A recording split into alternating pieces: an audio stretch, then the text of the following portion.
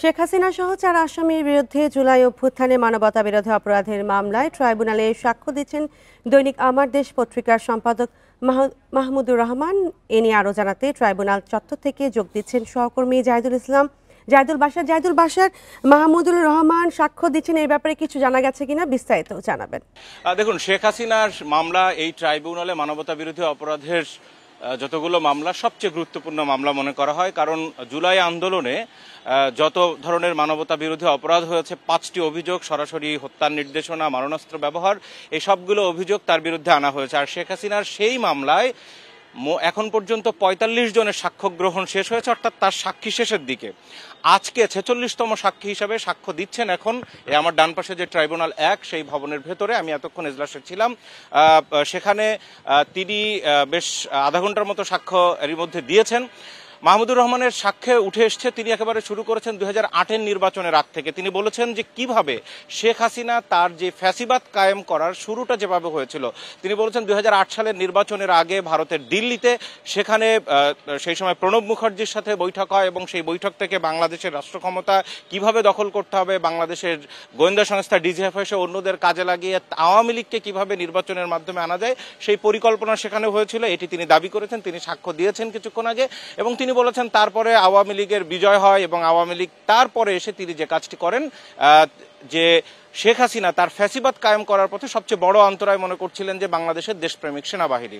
এটি মাহমুদুর রহমান তিনি বলেছেন এবং তিনি বলছেন যে এই সেনাবাহিনীকে তিনি সবসময় শত্রু মনে করতেন, এটি তার দাবি। এবং এর কারণ হিসাবে তিনি বলেছেন যে এই যে ফ্যাসিবাদ কায়েম, সেই কায়েম করতে হলে সেনাবাহিনীকে দুর্বল করতে হবে, এটি তার পরিকল্পনায় ছিল।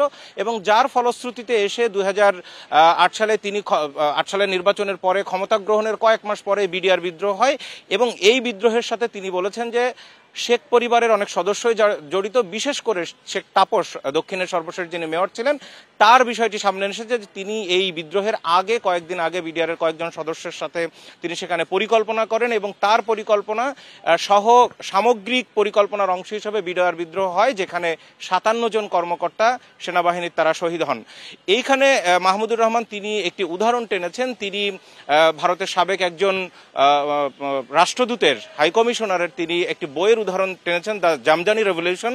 সেই বইয়ের উদাহরণ টেনে তিনি বলেছেন যে সেই বইতে লেখা রয়েছে 1993 সালে যখন শেখ হাসিনা বিরোধী দলের নেত্রী ছিলেন, খালেদা জিয়া প্রধানমন্ত্রী ছিলেন, বিদায়ী সাক্ষাৎ করতে গেলে শেখ হাসিনা তাকে বলেছিলেন যে তখন শান্তি বাহিনী, যেটি পার্বত্য চট্টগ্রাম অঞ্চলে যেটি কাজ করছিল বাংলাদেশ সেনাবাহিনী, বলছিলেন যে ভারত যেন এটি বলে যে সেনাবাহিনী মূলত এই পার্বত্য অঞ্চলে যত ধরনের বিশৃঙ্খলা বা অশান্তি সৃষ্টি করছে, এটি যেন ভারতের দিক থেকে একটা স্টেটমেন্ট আসে। সেই উদাহরণ তিনি তুলে ধরছিলেন এই কিছুক্ষণ আগে এই ট্রাইব্যুনালে।